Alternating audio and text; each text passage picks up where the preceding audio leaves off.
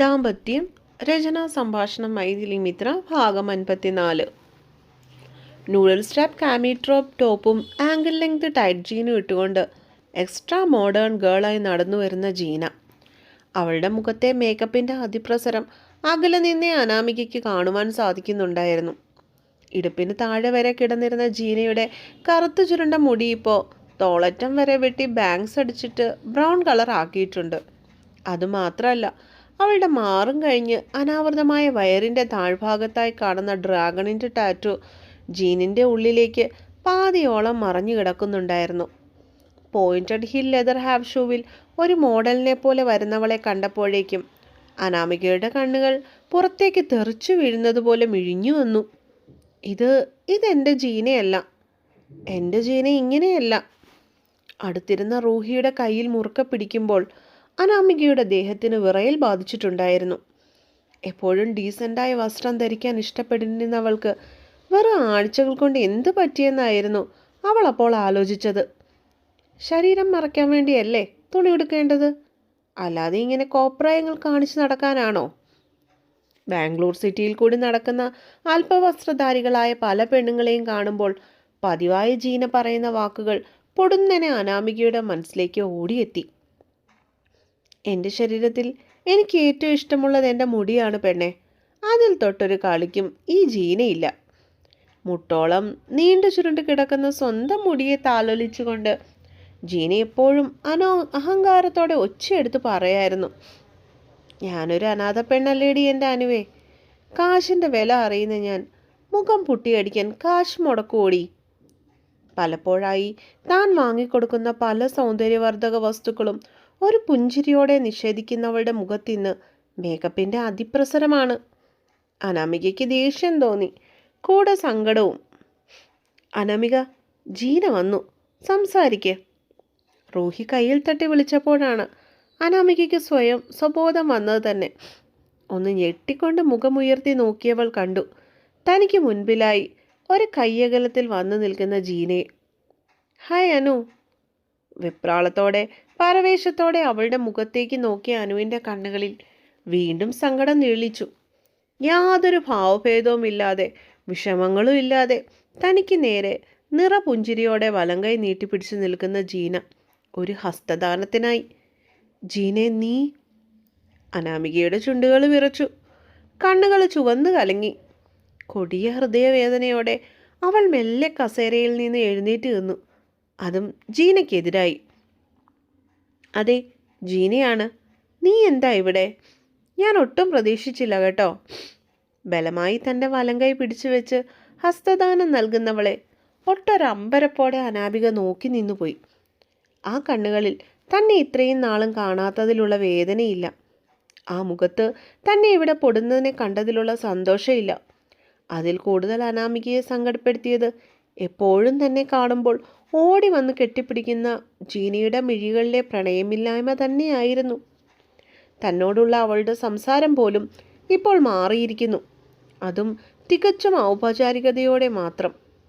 എന്താ അനു, നീ എന്താ ഒന്നും മിണ്ടാത്തെ? Hey, what's wrong with U?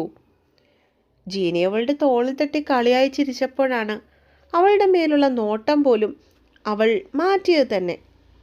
ഏയ്, ഒന്നുമില്ല, വെറുതെ. നെഞ്ചു പൊട്ടിപ്പോകുമെന്ന് തോന്നിയെങ്കിലും അനാമിക കരയാതെ പിടിച്ചു നിന്നു. നമ്മൾ എങ്ങോട്ടാ മഹർഷി? ഡ്രൈവിംഗ് ചെയ്തുകൊണ്ടിരുന്ന മഹർഷിയുടെ മടിയിലായി ഇരുന്നു കൊണ്ടാണ് കുഞ്ഞിപ്പെണ്ണിൻ്റെ ചോദ്യം. നമ്മൾ തുണിയെടുക്കാൻ പോവല്ലേ? അവൻ ഡ്രൈവിങ്ങിൽ ശ്രദ്ധിച്ചുകൊണ്ട് തന്നെ തത്തമ്മയോട് പറഞ്ഞു. ഇപ്പോൾ എന്തിനാ നമ്മൾ തുണിയെടുക്കുന്നേ? മോക്ക് ഉടുപ്പ് യൂണിഫോം ഒക്കെ മഹർഷി വാങ്ങി തന്നിട്ടുണ്ടല്ലോ. സ്വതവേയുള്ള കൊഞ്ചലോടെ തന്നെ ചോദിച്ചിട്ട് അവൾ ആദിയുടെ നെഞ്ചിലേക്ക് തലയുടെ പിൻഭാഗം മുട്ടിച്ച് ചാരിയിരുന്നു. അച്ചോടാ, എൻ്റെ തത്തക്കുഞ്ഞിന് അത് അറിയില്ലേ?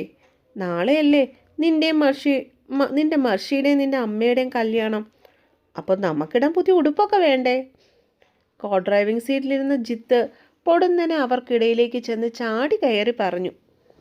ആണോ ജിത്തെങ്കിലേ, മോൾക്കത് അറിയില്ലായിരുന്നു. അതും പറഞ്ഞുകൊണ്ട് കുഞ്ഞി പെണ്ണ് പൊട്ടിച്ചിരിച്ചു. എന്നിട്ട് തല ചെരിച്ച് പിൻസീറ്റിലായിരിക്കുന്ന ദേവികയെ നോക്കി വല്ലാത്തൊരു ചിരി ചിരിച്ചു. ദേവികയുടെ മിഴികൾ പൊടുന്നതിനെ ഒരു വല്ലായ്മയോടെ മുൻപിലേക്ക് പാഞ്ഞു. അവിടെ റിയർ വ്യൂ മിററിൽ കൂടി തൻ്റെ മുഖത്തേക്ക് പാളിയൊരു നോട്ടം നോക്കി ആദിയെ കണ്ടതും അവൾ ഉടനെ തന്നെ ഒട്ടൊരു പിടപ്പോടെ കണ്ണുകൾ പിൻവലിച്ചിരുന്നു. നീലുവാൻറ്റി, എൻ്റെ അമ്മയ്ക്കേ പട്ടുസാരി എടുത്താൽ മതിയേ. ദേവികയ്ക്ക് അരികിലായി ഇരിക്കുന്ന നീലിമയെ കുഞ്ഞിപ്പെണ്ണപ്പോൾ പ്രത്യേകം ഓർമ്മിപ്പിച്ചു. അതിനെന്താടാ പൊന്നെ, നമുക്കേ നിന്നമ്മയ്ക്ക് കുറേ പട്ടുസാരി വാങ്ങിക്കാം കേട്ടോ. നീലിമ അത് ഉറപ്പു പറഞ്ഞതോടെ തത്തമ്മയ്ക്ക് സമാധാനമായി. അവൾ തലയാട്ടി സമ്മതിച്ചുകൊണ്ട് പഴയതുപോലെ മുൻപിലുള്ള റോഡിലേക്ക് നോട്ടമിട്ടുകൊണ്ടിരുന്നു പോയി. അവരവിടെ വരെ എത്തിയോ ആവോ? ചിത്ത് പൊടുന്നതിനെ ബാക്കിയുള്ളവരെക്കുറിച്ച് ചോദിച്ചു. നമ്മുടെ പിറകെ തന്നെ ഇത്രയും നേരം ഉണ്ടായിരുന്നു, ട്രാഫിക്കിൽ പെട്ടുപോയി കാണും. നീലിമ പിന്നിലേക്ക് നോക്കി നെറ്റി ചുളിച്ചു. അപ്പോഴേക്ക് ആദിയുടെ കാറ് ഒരു വലിയ മാളിന് മുൻപിലായി ചെന്ന് നിന്നിരുന്നു. നിങ്ങൾ ഇറങ്ങ്, അവർ വന്നോളും. അതും പറഞ്ഞുകൊണ്ടാണ് ഡോർ തുറന്ന് ആദ്യം തത്തമ്മയെ അവൻ പുറത്തിറക്കിയത്. പിന്നെയാണ് ആദ്യം ഇറങ്ങിയത്.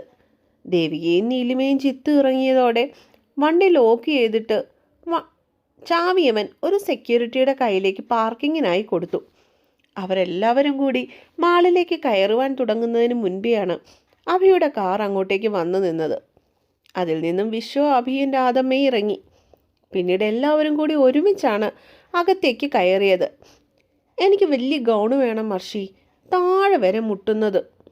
ലിഫ്റ്റിൽ കയറി മുകളിലേക്ക് പോകുന്നതിനിടയിൽ തത്തക്കുഞ്ഞ് ഒന്നും കൂടി അവനെ ഓർമ്മിപ്പിച്ചു. എൻ്റെ പൊന്നിന് വാങ്ങാതെ വേറെ ആർക്കാ ഞാൻ വാങ്ങുക? അവൻ ആ പെണ്ണിനെ ഒക്കത്തേക്ക് കയറ്റി വെച്ചു. ആദ്യം തന്നെ അവർ പോയത് കിഡ്സ് സെക്ഷനിലേക്കായിരുന്നു. കുഞ്ഞിപ്പെണ്ണിൻ്റെ ഇഷ്ടത്തിന് കൗണ്ടറിന് മുകളിൽ എടുത്തിട്ട തുണികളുടെ കൂമ്പാരത്തിന് മുകളിൽ വീട്ടുകാർ എല്ലാവരും കൂടി താടിക്ക് കയ്യും കൊടുത്തിരിക്കുന്ന കാഴ്ചയാണ് കുറച്ച് നിമിഷങ്ങൾക്ക് ശേഷം അവിടെ കാണുവാനായി സാധിച്ചത്. ഇനിയും മതിയായില്ലെന്ന രീതിയിൽ പെണ്ണെന്തൊക്കെയോ വാരി വലിച്ച് വീണ്ടും വീണ്ടും സെയിൽസ് ഗേളിനെ കൊണ്ട് റാക്കിൽ നിന്നും വാരി ഇടിയിപ്പിക്കുന്നുണ്ട്. ഒടുവിൽ മടുത്തിട്ടോ അതോ ഇഷ്ടമായിട്ടോ എന്തോ ഒരു ഉടുപ്പിൽ അവളുടെ കണ്ണുകൾ ഉടക്കി. റോസ് ഗോൾഡ് നിറത്തിലുള്ള ഒരു മനോഹരമായ ഫ്രോക്ക്. ഒറ്റ നോട്ടത്തിൽ എല്ലാവർക്കും അതിഷ്ടമായതിനാൽ തന്നെ കുഞ്ഞിപ്പെണ്ണെ ഇടുവിപ്പിച്ചു നോക്കി.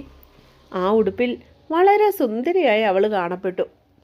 ആദിയുടെയും അഭിയുടെയും ഇഷ്ടത്തിന് വീണ്ടും അവൾക്കായി ഗൗണുകളും പാവാടയും ബ്ലൗസുകളും കുട്ടിയുടുപ്പുകളും കുമിഞ്ഞുകൂടി. എല്ലാം ബില്ലടിപ്പിച്ച് സാരി സെക്ഷനിലേക്ക് നടക്കുമ്പോൾ മണി ഉച്ചയായിരുന്നു. വില കൂടിയ കല്യാണപ്പട്ടു സാരികളുടെ ശേഖരത്തിന് മുൻപിലിരിക്കുമ്പോൾ ദേവിക അഭിപ്രായമൊന്നും പറയാൻ പോയില്ല. എല്ലാം നീലിമയും രാധയുടെയും ഇഷ്ടത്തിനായി അവൾ വിട്ടുകൊടുത്തു.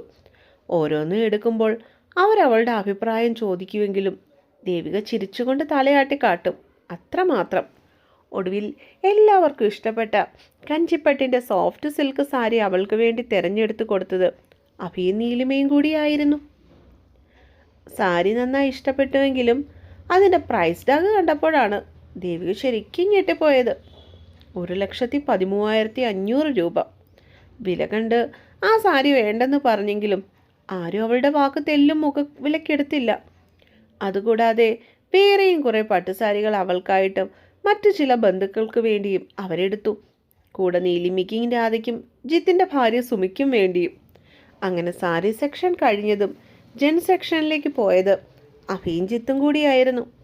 അതേസമയം പെണ്ണുങ്ങളെയും കൊണ്ട് ആദ്യ ലേഡീസ് സെക്ഷനിലേക്ക് കയറിയിരുന്നു. ദേവിക്ക് വേണ്ടിയുള്ള കുറച്ച് കുർത്തീസും ചുരിദാറും ആദിയുടെ നിർബന്ധപ്രകാരം നീലിമ വാങ്ങിക്കൂട്ടി. എല്ലാം കഴിഞ്ഞ് തുണികളുടെയും ബില്ലും അടച്ച് ബ്ലൗസ് അവിടെ തന്നെ തയ്പ്പിക്കാൻ കൊടുത്തിട്ട് പുറത്തേക്കിറങ്ങിയതും മണി 3 കഴിഞ്ഞിരുന്നു. മർഷി, വിശക്കുന്നു. പാർക്കിങ്ങിൽ നിന്നും വണ്ടിയിലേക്ക് കയറിയതും വയറും തിരുമ്മിക്കൊണ്ട് പെണ്ണൊച്ചയെടുക്കാനായി തുടങ്ങി. എൻ്റെ പൊന്നു വിശക്കുന്നോടാ, നമുക്കിപ്പോൾ പോകാവേ. തൊട്ടടുത്തുള്ള മന്തി ഹൗസിലേക്ക് കാർ ഇരച്ച് കയറി നിന്നതും സന്തോഷത്തോടെ ആദ്യം ചാടി ഇറങ്ങിയ തത്തമ്മയായിരുന്നു. എന്നിട്ട് വെപ്രാളം പിടിച്ചൊരു ഓട്ടമായിരുന്നു റെസ്റ്റോറൻറ്റിൻ്റെ ഉള്ളിലേക്ക്. അവൾക്ക് പിന്നാലെ ചിരിച്ചുകൊണ്ട് ബാക്കിയുള്ളവരും നടന്നു. അതെ, ഇന്നലെ സ്റ്റോറി ഇടാഞ്ഞതേ എനിക്ക് കുറച്ച് ഹെൽത്ത് കണ്ടീഷൻസ് ആയതുകൊണ്ടായിരുന്നു കേട്ടോ.